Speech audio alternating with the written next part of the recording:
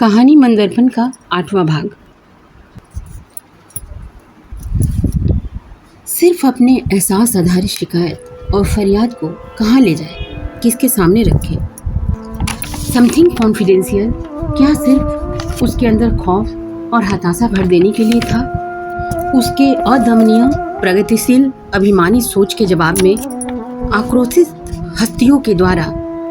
उसको झुकाने के लिए उसको झुकाकर? यही वजह थी कि ये ख्याल उसका पीछा नहीं छोड़ पा रहा था कि कोई भी मीडिया, घर परिवार और सरकार कहीं किसी के हवाले से कोई उसके सामने आकर इस बात की समर्थन नहीं करता, या फिर अंतर्राष्ट्रीय मुद्दा बन जाने के बाद या बन जाने के कारण अंतर्राष्ट्रीय मंच ने पहला कदम यही उठाया होगा। जांच की पूरी प्रक्रिया तक और पूरे प्रकरण को उसके लिए गुप्त रखा जाए, ताकि इतने बड़े मंच से और इतने बड़े पेचीदा मामलों की सुनवाई ईमानदारी से उसके हवाले से, चूंकि कि ये मुद्दा उसकी सोच से जुड़ा हुआ था, उसके सभी दुश्मनों और दोस्तों की इसी में रजामंदी और शामिल सहमति के कारण लिया गया था। जब कोई मुद्दा या मसला जिसका जन्म भारत में हुआ हो, भारत से निकलकर अंतर्राष्ट्रीय बनने लगे, दुनिया के बाकी देशों को छूने लगे, लगभग सभी देशों को अपनी चपेट में ले ले, उस मुद्दे मसले पर सभी बढ़ चढ़ कर अपनी रुचि लेने लगे, दिखाने लगे, तब उस एक उत्तेजित कर देने वाले मुद्दे के इर्द गिर्द हजारों तरह के मसले मुद्दे जुड़ने लगे। कुछ उस मुद्दे को उलझाए रखने के लिए स्वार्थवश, पक्षपातवश, और कुछ सुलझने को प्रत्ययित होने लगे। तो उस उत्तेजित कर देने वाले मुद्दे का बने रखना या बनाए रखना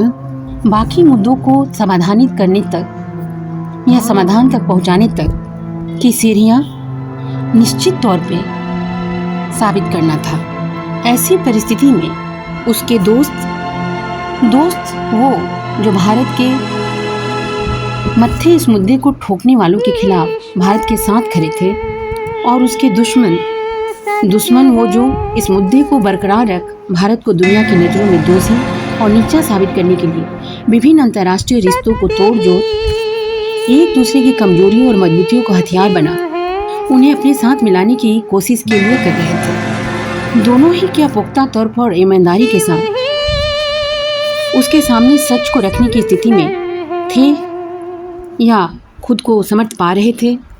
जिस तरह भारत के भीतर की घिनौनी धर्मगत, जातिगत, अंदरूनी राजनीति उसे केंद्र बिंदु बना दिया, उसी तरह दुनिया वालों ने भारत को उसके भारतीय होने के कारण दुनिया के बीच केंद्र बिंदु बना दिया। जब एक व्यक्ति देश और देश व्यक्ति का प्रतीक बन जाए तो दुनिया के नज़र में वो देश दोषी समझा जाए। उस तथाकथित दोषी व्यक्ति को बचाने उसकी अपनी दुश्मनी मानने के एवज में ऐसे हालात में दुनिया का एक बहुत बड़ा गुट लामबंद हो जाए भारत के खिलाफ, इस इल्जाम के साथ कि इस देश ने पूरी दुनिया को बर्बाद किया है। यहाँ पूरी दुनिया से तात्पर्य उन लोगों से है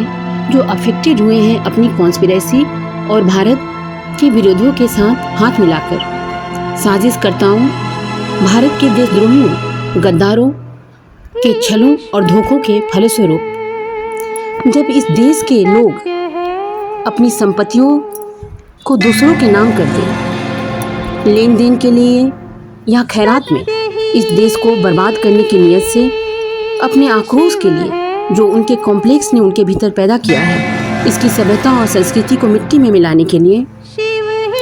तब ऐसे हालात में इस देश पर चौतरफा दबाव पड़ने लगे, धमकियां मिलने लगे, इस आरोप के बदौलत भयानक अंजाम को अमली जामा पहनाने तक का। ऐसे देशद्रोहियों के आक्रोशित नियोश की स्थिति में देश के लिए स्वतंत्र देश होने का तमगा या संज्ञा कितना युक्ति संगत हो पाता है, ये सवाल तो उठेगा। देश का कान तो खड़ा होगा है, जिम्मेदारों को ढूंढने की कवायद शुरू होगी। खुद के बलबूते दुनिया वाले जो भारत के दोस्त हैं उनके सहारे, या दुनिया वाले भारत के तथाकथित दुश्मन हैं उनके दबाव में, दोनों ही सूरत में। जब साजिशकर्ताओं ने अपनी कुकृत्यों, स्वार्थों और देशद्रोहिताओं के बदौलत साजिश का इतना बड़ा प्रांगण खड़ा किया है, प्रांगण तैयार किया हो, तो भारत क्या अब किसी एक को दोषी ठहराकर उसके मत्थे सारा इल्जाम मरकर दुनिया वालों के घेराव से निकल सकता है? उनके दबाव का संतुष्टपूर्ण जवाब देकर कम कर सकता है उनकी नाराजगी, उनकी मांगों को नजरअंदाज कर सकता है जो उनके द्वारा उनके बर्बादियों के एवज में मांगे जा रहे हों? क्या भारत और इसके निगहबानों की आंखें सब कुछ साफ साफ देखने में समर्थ होकर अपने दिलो दिमाग में जोश भरा हुआ महसूस कर इसकी रक्षा की खातिर हर संभव प्रयत्न के लिए कटिबद्ध होने की कसम उठाकर अपनी समर्थताओं, जो शायद इतनी भी कम नहीं है या नहीं कर दी गई हैं अभी भी, इस देश को जर्जर कर देने की कोशिशों के बाद भी